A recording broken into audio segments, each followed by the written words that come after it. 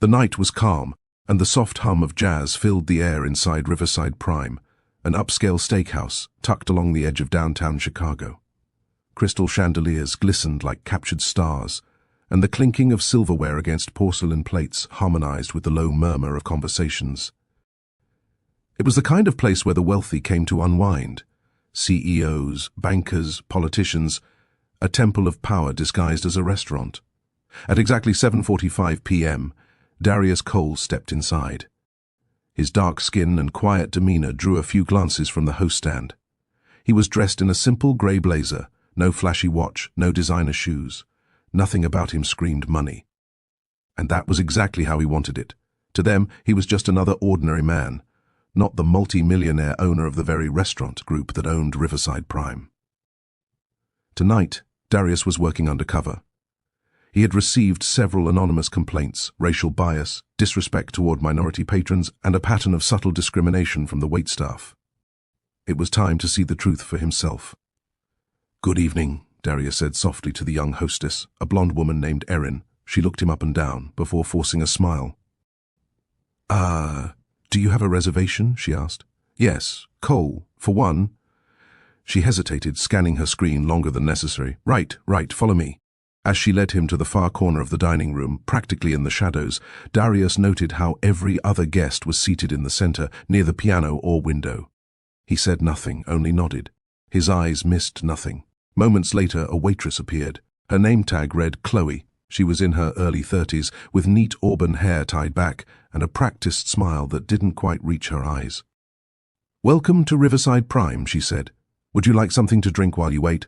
"Water's fine," Darius replied. "And I'll have your ribeye, medium rare." Chloe jotted it down, then paused. Her tone shifted slightly. "If I may suggest, sir, we close at 9 p.m. tonight. You might want to finish before then." Darius frowned. "I just ordered a steak. It's barely 8. I know, but it's best if you finish before 9. Her voice was low, cautious, almost like a warning. She gave a small, nervous glance toward the bar, where two suited men stood talking to the manager. Darius followed her gaze but didn't comment. He leaned forward. "Is there a problem?" Chloe hesitated, biting her lip. "Not with your order, sir. Just—" She stopped as the manager turned toward them. Her professional mask returned instantly. "I'll get that started right away," she said quickly and walked off. Darius sat back, suspicion rising. Something wasn't right. From the bar, the manager, a tall man with slicked-back hair named Stephen Grant, kept glancing in Darius's direction. Every so often, one of the suited patrons whispered to him. They laughed quietly, their eyes sharp. Darius couldn't hear their words, but he could feel the tone. His phone buzzed. It was a text from Maria, his assistant.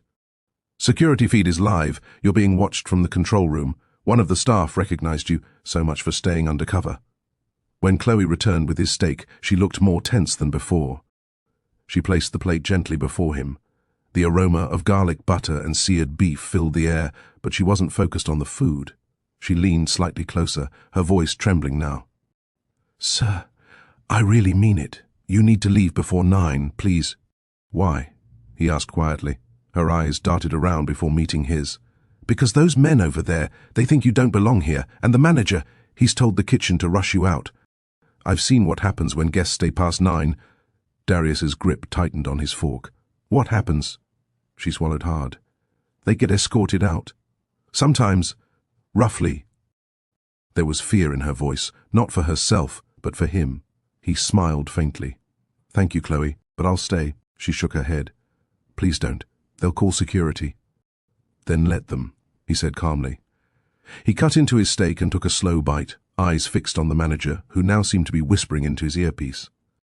Darius recognized the body language, a call to the building's private security detail. He'd seen that look in boardrooms when executives were about to make a mistake. By 8:45 p.m., the restaurant had thinned out. The music dimmed. Chloe hovered near the kitchen, nervously watching the clock. The manager motioned to two men in black suits near the entrance. At exactly 8:59, they started walking toward Darius's table. Chloe froze. "Oh no," she whispered. Darius placed his napkin on the table, slowly turned his chair, and faced them. His expression was calm, too calm. The first man spoke, his tone sharp. "Sir, restaurant's closing. We'll need you to leave." Darius looked at his watch. It's not 9 yet. The man smirked. Close enough. He reached for Darius's arm, and that's when everything shifted. Darius rose from his seat with quiet authority, his voice suddenly carrying the weight of command. I suggest you take your hand off me, he said evenly. The two men hesitated. Something about his tone, controlled, unwavering, made them step back instinctively. At the bar, the manager frowned, whispering into his mic again. Chloe's eyes widened. She didn't know who this man truly was, but something told her she was about to find out.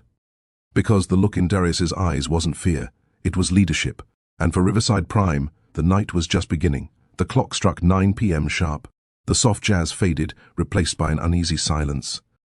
The few remaining diners gathered their coats and left in a quiet hurry, sensing tension in the air. Darius Cole remained seated, calm, his half-finished steak untouched now. The two suited men hovered nearby, waiting for a signal from their manager. At the bar, Stephen Grant whispered into his earpiece. Yeah, he's still here, just a lone guy, refuses to leave. Handle it quietly. The boss doesn't like scenes. Stephen had no idea that he was speaking about his own boss.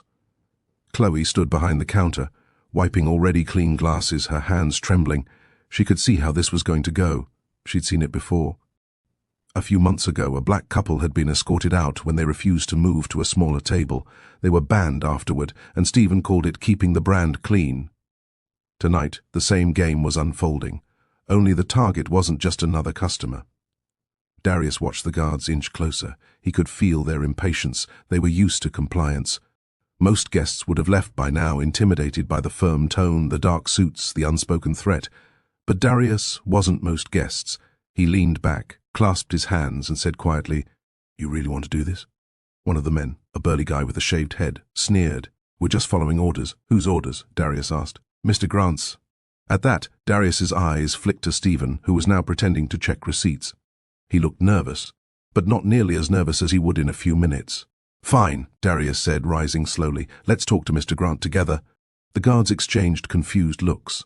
One of them shrugged, and they followed Darius as he walked calmly toward the bar.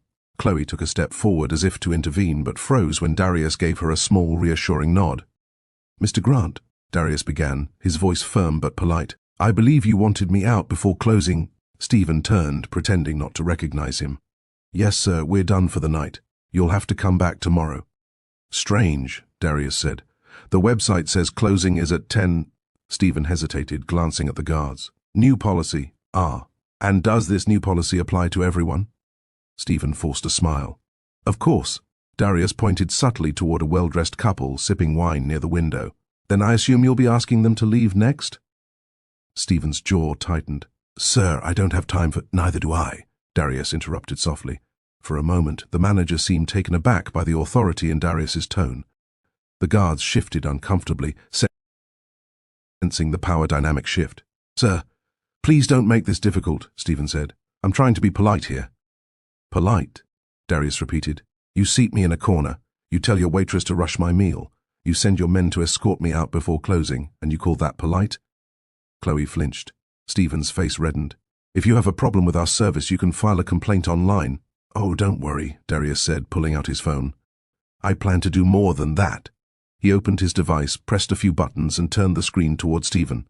The manager's eyes widened as he saw the Riverside Prime corporate access dashboard, a restricted system only top executives could log into. Under Darius's name, the screen displayed Darius Cole, founder and CEO, Cole Dining Group. The entire restaurant seemed to freeze. Chloe gasped. One of the guards whispered under his breath, No way. Stephen went pale. I don't understand. Your boss, Darius finished. His tone was controlled, measured, but beneath it simmered deep disappointment. And tonight, I came here undercover because I wanted to see how you treat your guests when you think no one important is watching. The silence was suffocating. Darius took a slow step closer, lowering his voice. Do you know what Chloe said to me? She told me to leave before 9 because she was afraid of what would happen if I stayed. That tells me everything I need to know about how this place is being run. Chloe's eyes filled with tears. Sir, I didn't mean to— He raised a hand gently. You did the right thing, Chloe. You warned me when others looked away.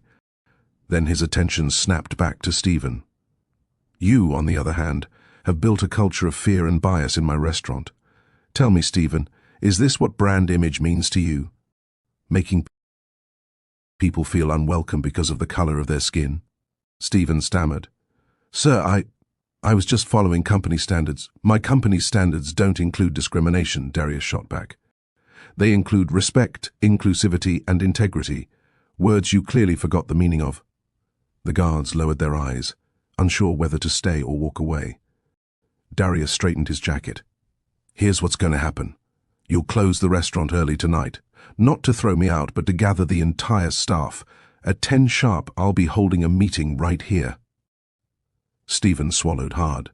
Sir, you don't have to. I do, Darius said firmly, because this isn't just about you. It's about fixing a disease that's been growing inside my business without me seeing it. He looked around the room, at Chloe, the guards, the bartender, the silent witnesses who'd pretended not to notice injustice. I built this company to give everyone a seat at the table, Darius continued. Somewhere along the way, people like you decided who deserved one. Stephen's eyes dropped to the floor. I'm sorry, Mr. Cole. It won't happen again. Darius's voice was quiet but cutting. No, Stephen. You're right. It won't. He turned toward the door. At 10, I'll see everyone here. Be ready to tell me why I shouldn't shut this place down. As Darius walked out into the cool night air, Chloe's voice trembled behind him. Mr. Cole? He looked back. Thank you for not walking away. Darius gave a faint smile. That's what leaders do. They walk in. By 9:55 p.m., the lights inside Riverside Prime glowed dimly, casting long, nervous shadows across the polished floors. The music was off, and the air hung thick with unease. Every member of staff, waiters, cooks, cleaners, hosts, stood scattered around the dining hall, whispering anxiously. The clatter of dishes and laughter that once filled the restaurant had been replaced by silence. At 10 sharp, Darius Cole walked in. His presence was quiet yet commanding. Gone was the anonymous diner. Now he carried himself with the unmistakable authority of a man who built an empire from nothing. The whispers stopped the moment his shoes touched the floor. Good evening, Darius said calmly. I believe introductions are in order, though some of you may already know who I am. No one spoke. A few avoided his gaze. Others, like Chloe, looked both relieved and terrified. My name is Darius Cole, he continued, pacing slowly between the tables. I founded Cole Dining Group 15 years ago. When I started, I had nothing but a dream to create restaurants where everyone, no matter their background, could feel valued, respected, and served with dignity. He paused, scanning their faces. But tonight, I walked into one of my own establishments and was treated like I didn't belong. I was seated in a dark corner, rushed, watched, and finally told to leave before closing. Stephen, the manager, stood by the bar, pale and stiff. Darius turned toward him. Mr. Grant, would you care to explain why? Stephen's mouth opened, but no words came out. He glanced at the staff, then back at Darius. Sir, I made a mistake. I thought you were someone who didn't fit the image, Darius finished. His tone was calm but firm. That's what you were going to say, wasn't it? Stephen's silence confirmed it. Darius turned to the rest of the employees. Let's be honest tonight. This isn't just about one man's mistake. This is about a system of behavior, one that's been tolerated, encouraged, and excused. I've received complaints about how certain customers were treated here, minorities, working-class folks, people who didn't look expensive. He let the words sink in. The staff exchanged uneasy glances. A young hostess spoke up softly. Sir, I've seen it happen. Some guests get better seats, better service. We're told it's for brand consistency. Who tells you that? Darius asked. Management, she whispered, looking at Stephen. Darius nodded slowly. So discrimination was branded as business strategy. Stephen's shoulders slumped. Sir, I was just trying to keep the place running the way it's always been. And that's exactly the problem, Darius replied. The way it's always been is not the way it should be, he gestured toward Chloe. Miss Chloe, you were the only one who warned me something was wrong. Why? Chloe hesitated. Because I've seen what happens when people speak up. The last waiter who tried to say something, he was fired for poor performance. I didn't want that to happen again, but I couldn't just stay quiet tonight. Darius studied her for a moment, then said, Courage doesn't always roar, Chloe. Sometimes it whispers when everyone else stays silent. She blinked, eyes glistening. He turned to the group again. I didn't build this company to mirror society's worst flaws. I built it to challenge them. We serve food, yes, but more than that, we serve people. And when people walk through these doors, they trust us to treat them right. That trust was broken tonight. No one dared move. From this day forward, Darius continued, Riverside Prime is under direct review. Every complaint, every recorded incident, every shift report will be audited. Anyone found complicit in discriminatory behavior will be removed. Period. Stephen stepped forward suddenly. Mr. Cole, please, I've worked here 12 years. Don't throw that away because of one bad night. Darius's eyes hardened. One bad night doesn't erase 12 years of work, but 12 years of silence can erase a brand's soul. He walked closer, lowering his voice. You had chances to fix this, to treat your team and your customers with respect. Instead, you let your pride blind you. You'll report to HR in the morning. Your suspension starts now. Stephen's jaw dropped. Suspension? Yes, Darius said firmly. You're lucky it's not termination yet. Stephen bowed his head and stepped aside, humiliated. Darius turned to the rest. This place will change starting tonight. I'll be assigning Chloe as interim floor lead until further notice. She's earned my trust. The staff murmured in surprise. Chloe looked shocked. Sir, I'm not sure I'm qualified. You're honest, Darius said simply. That's the first qualification any leader needs. A small ripple of approval moved through the room. Then Darius looked around one final time. Let this be a lesson. It doesn't matter who's sitting at the table, a banker, a janitor, or the man who owns the building. Everyone deserves the same respect, because you never know who's watching. He let the words hang in the air, sharp and unforgettable. After a long pause, Darius sighed. We'll rebuild this place. Together. But it starts with accountability. Tomorrow morning, 8 a.m. Mandatory sensitivity and leadership training for all staff. No exceptions. As he turned to leave, the employees remained silent, reflecting. Chloe's voice finally broke through. Mr. Cole, thank you for giving us a second chance. Darius stopped at the door, his silhouette outlined by the city lights outside. Don't thank me yet, he said quietly. Make it count.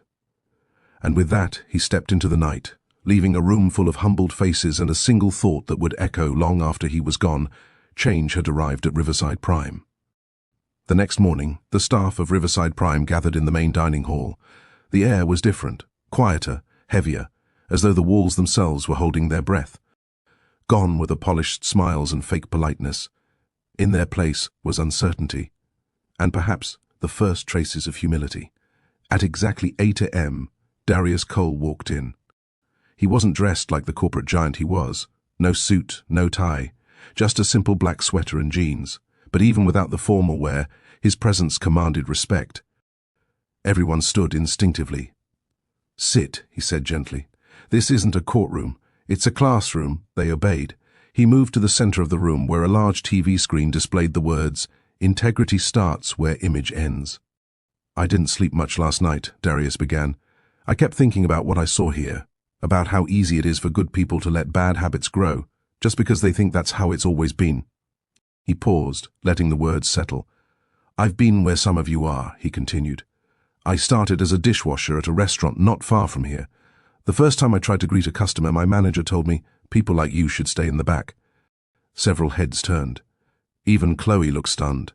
I promised myself that if I ever owned a restaurant, Darius said softly, no one, employee or guest, would ever feel like they didn't belong. He took a deep breath, then pressed a button on the remote. The screen flickered to life, showing clips from hidden cameras around the restaurant, footage from the previous weeks. One showed a black couple being asked to move to a quieter area. Another showed an elderly Latino man being told there were no tables available, even though 3 were empty. Each clip was brief, but damning. Gasps filled the room. Darius turned to the staff. I didn't want to believe the complaints, but after last night, I don't need proof. I saw it with my own eyes. And now, so have you. Stephen, who had been sitting in the back, looked like he might collapse. His face was pale, his hands shaking. Darius continued, This restaurant makes millions a year, but money means nothing if our values are rotten. Success without ethics is failure in disguise. He pointed to the screen again. These aren't just customers, they're human beings, people who save, plan, and dream for the chance to experience something special. And we made them feel less than. That's not a business problem. That's a soul problem. No one spoke. Then Chloe raised her hand. Sir, may I say something? Darius nodded. I've worked in a lot of places, she said, voice trembling.